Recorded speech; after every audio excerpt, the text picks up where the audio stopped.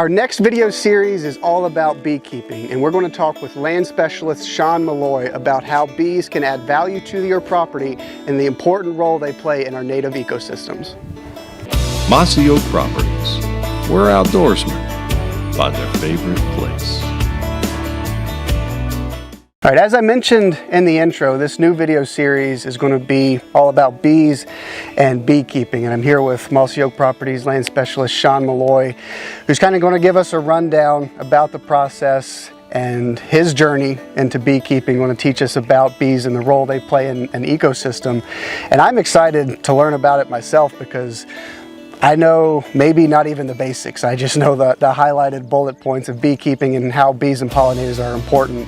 So I'm looking forward to learning from you, Sean, and I'm sure everybody watching is going to be excited to learn as well. So I guess my first question for you would be is how did you get into beekeeping and how did you start this journey? Sure. Well, first, welcome to our farm. Like most landowners, we name our property, and our property is called Patriots Landing. And since we're prior military and we're patriots, this is where we landed. Excellent. Beekeeping has been something that I was exposed to in Boy Scouts. I got the Boy Scout beekeeping merit badge back in the day. Nice. And that was my first real exposure as a child to bees. And it's just something that I had thought about. And as an adult, when we bought our farm, it definitely became something on our mind. But like with anything, when you buy a property, you don't know what you don't know. Right. And sometimes you're scared to try new stuff.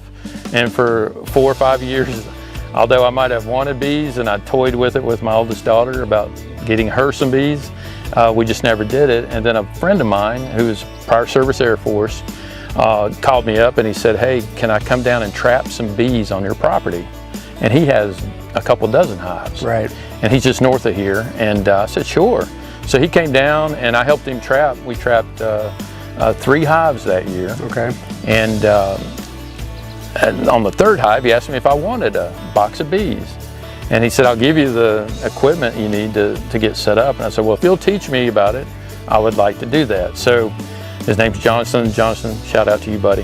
He got me started, got me geared up, told me what I needed. And then he mentored me the first couple years. And we grew. The next year, we added 2 more hives. And today, after this season, I've got 8 hives here. And I've given away a 9th one. Okay. And so we had a good, successful year, and we've taken honey. Nice. Which is a byproduct of owning bees. Absolutely. So we took honey last year, and this year we got over almost 2.5 gallons of honey, and I'll share some of that with you later. But that's kind of our journey to here. It wasn't really about the honey part of it. I'm not looking to start a business, but some people do. Right. I look at it as a habitat manager. How do bees play into what I'm doing on my farm? And you know, we talked earlier today about my quail habitat that I've established, and part of that quail habitat has to do with native grasses and flowers, wildflowers. And bees are a pollinator, and flowers need pollination. We have fruit trees on the property, for everything from wild persimmons to pears and apples and crab apples. And those trees, especially some of my apple species, need to have cross-pollination to produce fruit. So bees are important. They're not the only pollinator out there, but they are a primary pollinator, and they're important for that. We have a lot of blackberry around here. Right. And this year especially, the crop is really heavy. So bees are integral in that. And so looking at it from a habitat manager standpoint, the bees became essential. Right. Because everything here has a flower that supports the other wildlife, you know, either in a fruit or a plant that the animals are going to eat on the property. So to me, they became essential, and it took one step further. I went and got my North Carolina Certified Beekeeper certification. I just finished that up this year. Awesome. So I know enough about bees to read about them in a book. I'm not an expert by no means, but within our Beekeeper Association, there are many experts, many mentors, and people that I can call when I have questions, and I frequently have questions. Right. So that's been beneficial. As a veteran, I suffered from PTSD. Right. I was blown up in Iraq in 2005 and had some residual issues with that, like a lot of veterans have had. And when I had bees, I found myself, when we first got them, wanting to just come out and watch them work. Right. Coming in and out of the beehive, it calmed me, it was soothing. The sound of them buzzing, and it was just an attraction. Yeah. And it fascinated me. Well, just last year, I learned that they have associated the frequency of the bee wings and the hum that they make has a calming effect for people that have anxiety or PTSD. Wow. And it all came together right then. So the bees are part of my therapy now. Right. And looking a little deeper, there are some organizations called Heroes to Hives, which help PTSD veterans gain a new purpose in life by becoming beekeepers. And so I'm trying to get involved with that here in North Carolina. We don't have a Hero to Hives chapter, but they are some out Midwest, and I'm getting information about how to maybe set up a chapter of that. Nice. And a lot of my veteran friends have started beekeeping as well, and it's just kind of odd that we all are doing it now. So it's been an interesting journey. It started out as one thing, and it has really turned into something totally different that I never would have expected. But that's how God's plan works sometimes. That's right. I can see it on your face and hear it in your voice. I mean, you gave a really good summary of, you know, your journey start to finish there, and, you know, the role that it plays to you personally, and of course the role they play in overall habitat management as well. I can see that they've kind of become like a little pride and joy passion project for you. Maybe not something that you anticipated being this involved in or being this passionate about when you first started. So I'm excited to learn. Like I said, your excitement is palpable. So I'm excited to go along with you and learn what you have to share. Well, what we're going to look at today is you know, we've got some wildflower fields, and we'll get some video of the bees working in that. I've got some planted areas around our orchard over here that I've planted some different types of flowers, and so we've got buckwheat planted, which is great for pollen and nectar for the bees, and it's planted close by, so they don't have too far to journey to find that resource. But we'll look at some of that. And then we're going to show you some of the equipment that I use to get into my hives and kind of illustrate that process for you. Okay. And then we're going to go in the hive and look for the queen. And I'm going to show you hopefully some eggs, some larvae, and some pupae, and show you that, and some capped honey and what that looks like, and then some pollen stores that they use, and kind of just immerse you into what they're doing in the hive, because we see them coming and going, but we don't know what they're doing, you know, until we open it up.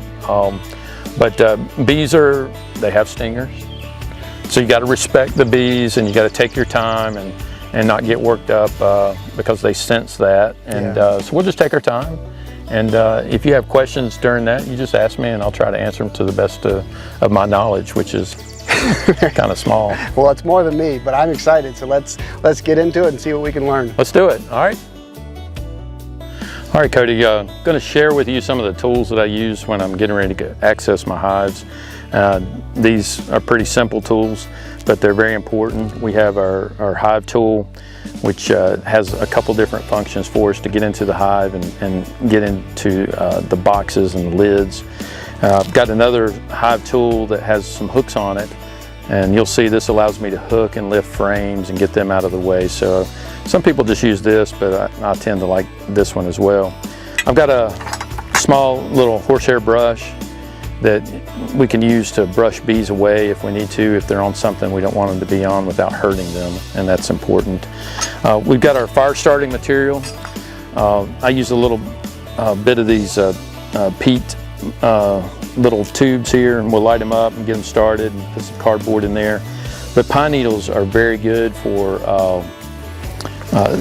smoking bees. They put off a good smoke, and we don't want the smoke too hot. So what we do is we get this going, and then I'll puff it, and if I can put my bare hand in front of it without it burning my hand, then we know we've got the right smoke. So we're gonna get this lit, then we're gonna get our hoods on and get our gloves on, and then we're going to go over and open the hive. So, okay. All right, we got our smoker lit and it's putting out some good smoke. We got our tools, and now we're going over to the hive. We're going to play around with this first hive. It's smaller of the 3 or 4 that are out here. First thing we're going to do is kind of smoke the entrance. Let them know that, hey, something's going on. And then we're going to lift the top and give them a couple puffs in there. And then we're just going to chill out and let them get used to something about to happen. Again, being patient and taking time with your bees is important. It helps keep them calm, and they just respond better when you get into the hive. You can hear the humming, so they're getting a little more active. So we're going to take the lid off. And we're going to have some bees on the lid, which is natural, because on top of this inner cover here is a hole, and there's actually an entrance or exit where bees can come and go out of the top, and it also allows for ventilation. Beehives need to stay around 98 degrees inside for everything to work properly. So the bees are regulating the heat. They can cool it down, they can heat it up with their activity in the hive, and this allows some of that to do. And this is set up for the summer. In the winter time, we make some changes to how the hive is set up so that they can keep as much heat in there and they don't have to expend as much energy to maintain that heat. So you can see they're really calm right now if you zoom in there. So they're pretty calm as they sit right here, but we're going to give them a little bit more smoke in the front. And this is where our hive tools come into play, because they have created this material called propolis, and propolis glues everything together. And think of it as insulation or caulking. So they have caulked the inside of this to keep predators out, other insects, and ants and things of that nature, but also to air seal the hive so moisture can't get in there, or wind, and that's important, especially in the winter and even in the summer, to help them regulate. So we use our hive tool to break open that propolis because it is sticky. It's almost like chewing gum in the summer. And I'm going to show you a little bit of propolis. You see the dark line where they've sealed it? That's propolis. And I can rub it right there. You see how it's coming up? That's created by the bees to seal their hive off. So we're just going to gently sit this down here. We're doing just a good inspection before we go into the hive. So give them a little more smoke. Let them know, hey, I'm here, something's about to happen. Smoke the entrance a little bit. Again, taking our time. And if you kind of come around this side, and we never really want to stand in front of the hive because they're coming and going, but if you look right here in between these frames, you see that we have a lot of activity in the center and not necessarily the same activity or honeycomb off to the sides. So what we're going to do is we're going to access this hive from the side and work our way in. And that'll be less intrusive for them and also give us some room to shift stuff around as we go. So this is where this hive tool comes into effect with the little hook, because they have put propolis down to glue these frames together, and you can see some of it coming out. So we're going to look at this frame, make sure the queen's not on here. These bees are worker bees, and they're starting to form some honeycomb, and they're actually taking some honeycomb. This has wax, beeswax on it, so they're taking wax off of it and repurposing it. So we're going to sit this off to the side. Queen's not on that. And then from here, we may end up taking another out. We'll see. So far they're still calm. Nothing to be really afraid of. So now you can see they're building a comb. And the queen's not going to be here because these aren't ready to lay eggs in. So, but I am going to do a look just to make sure she's not over here. She does not like sunlight, so if she comes out in the sun, she's going to go around to the back side where it's dark. She likes the dark. All right, now we're getting into a little bit more activity. And these frames, we will not sit to the side. We'll just move them. We'll inspect them and then move them off to the side, because this has a little bit more going on. So here you see this cream color capping. That is honey. That is capped honey. And then in the center here, this is brood. We call brood is where eggs have been laid. And if you can zoom in on one of those open cells, you'll see larvae in there. And one of the open cells right up in here. You see that?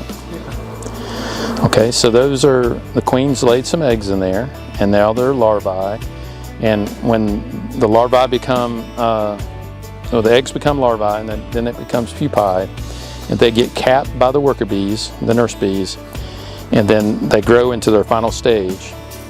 So you see here they're building foundation to build honeycomb for capped honey and for brood.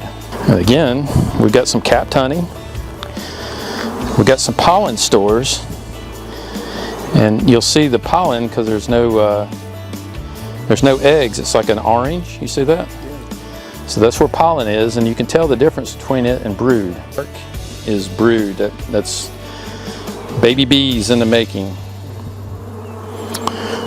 And then it's capped honey in the corner. And then up there you see the dark orange, that's where they've got pollen. So I don't see her here. So we've got bees out in the field. These aren't all the bees. The bees in the field are looking for resources. They're looking for pollen.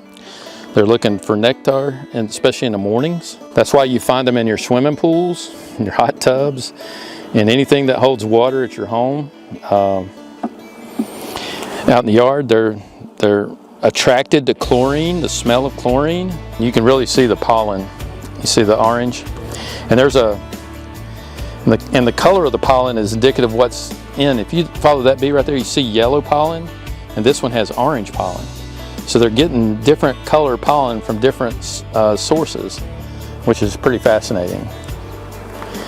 So some of it may come from our buckwheat, and some of it may come from some trees that are blooming right now. How long does it take them to produce harvestable honey? I guess the answer to your question is from this stage here, we're probably 2 years before we take honey. And the reason for that, we could take honey sooner probably, but we've got to think about them surviving the winter. And they need as much resource, especially a hive like this. It's a new hive, it's young. We saw some honey, but we didn't see a lot of honey, right? So this tells me that I'm gonna have to feed do some feeding for these bees in the form of sugar water later this summer when there's not a lot of nectar. And then they'll store that and make it into honey. And then they'll keep that through the year, through the winter. And then I keep an eye on the bees in the fall to see what their honey stores look like, because I may have to feed them through the winter to help them survive. Now, the first year I had 3 hives, and I lost 2 of them my first year.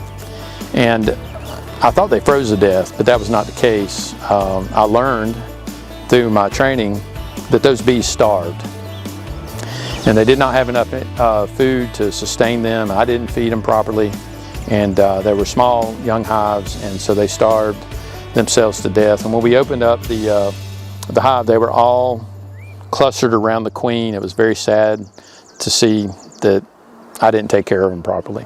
So the next year, all 3 of my hives survived, and I anticipate all of these surviving too. So I kind of know now what I need to be doing and when I need to be doing it for them. But one of the biggest things is they can take care of themselves to a point. Once they get to the other hives that I have, and we may get a glimpse of those a little bit later, just from the outside, they're big hives, they're full of honey. I mean, they're stacked 3 tall, and those bees put on a lot of sugar and pollen and can survive the winter very well. Line everything back up. Give it a little push down, seal their propolis. Give these guys a little brush off because we're about to put the lid back on them.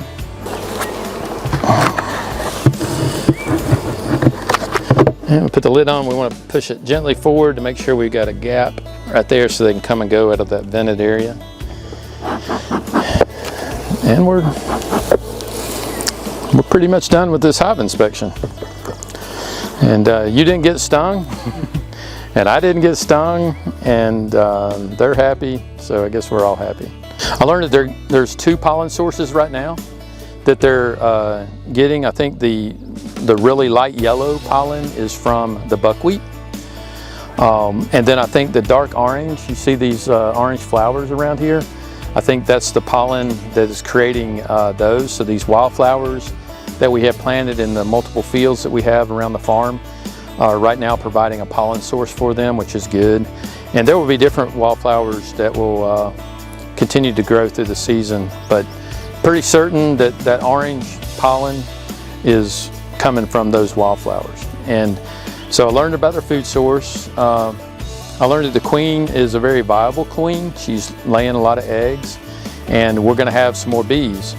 So there's a good chance that I'm going to have to add another box on top of this as they start to outgrow and fill up these. But they're not quite there yet, and they might not get there depending on their resources.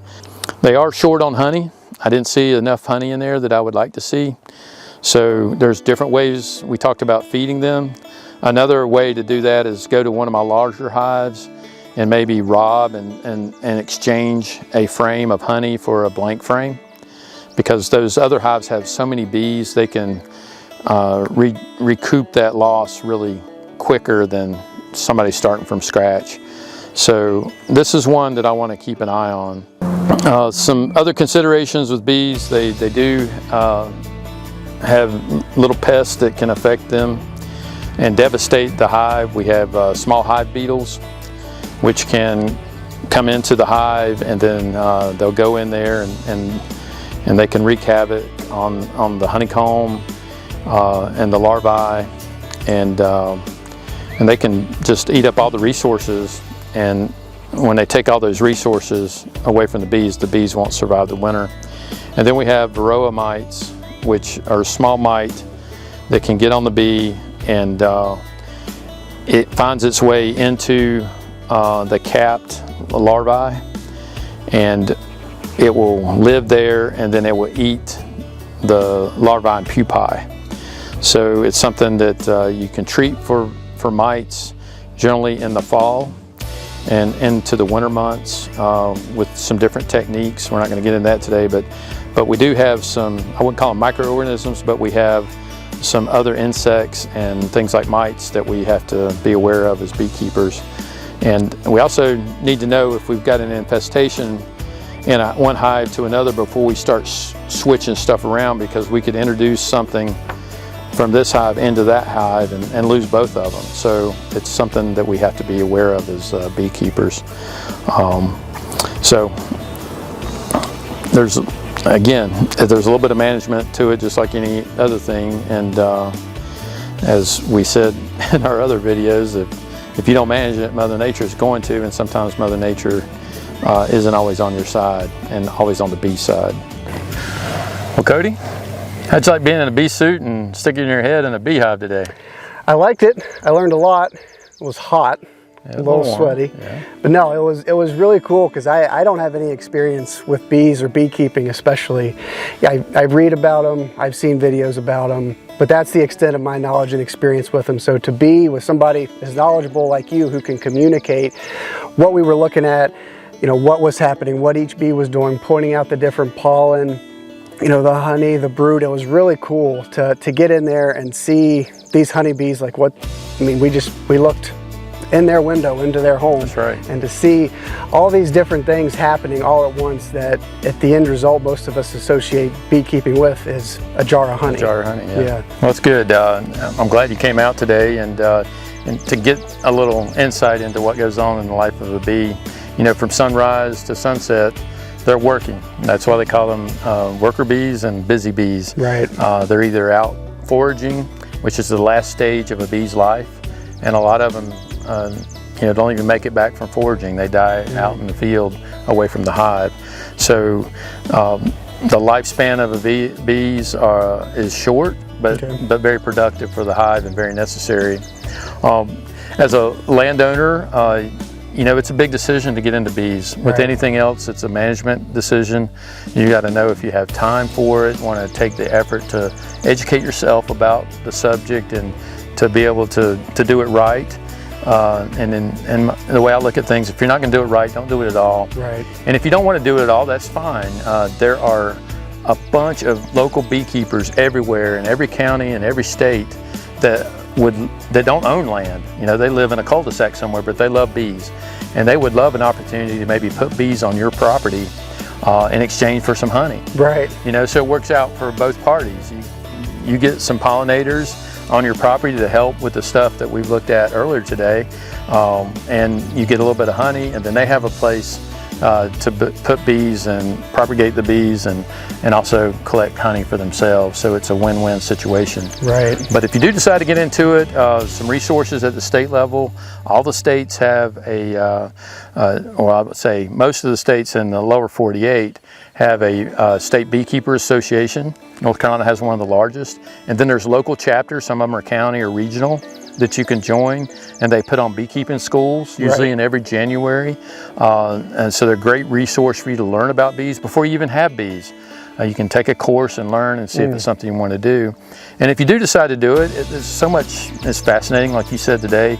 It intrigues you a little bit, and then as you have children or grandchildren, put them in a little suit and take them out there and educate them, and it just gives them a better appreciation for bees, insects, and also it's something you can do on your own property and make memories. Absolutely. So it's been a blessing for us, and I'm glad the journey has taken us to this point. I'm glad I'm here today to share it with you and with everybody watching out there. Absolutely. For me, I mean, if I were to want to go down this road or pursue beekeeping, I've mentioned it in previous videos that we've done, that the more I learn about wildlife and habitat management, the more I want to learn. And this today was another example of that. I mean, I know I've got pollinator patches and wildflower fields back home, but that's separate from bees. And then, what little bit you and I talked about in this video and what I learned, I mean, it serves as a catalyst to, it could be an extension of my pollinator and my pollinator management, my wildflower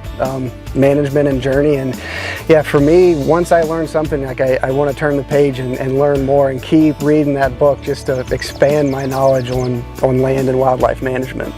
Well, that's good, and that's what it's all about, sharing information so that people can make better decisions on their own property, or if they're thinking about doing something on their own property. And so that's what these series are all about.